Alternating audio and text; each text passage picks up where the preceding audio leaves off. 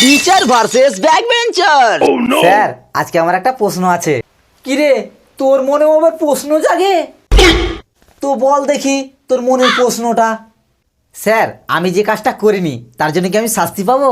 না, কখনোই না। যে কাজটা তুই করিসনি তার জন্য তুই শাস্তি কেন পাবি? স্যার আপনি শিওর কথাটা ভেবে বলছেন তো? আরে পাগলা চোদা, এতে আবার ভাবার কি আছে?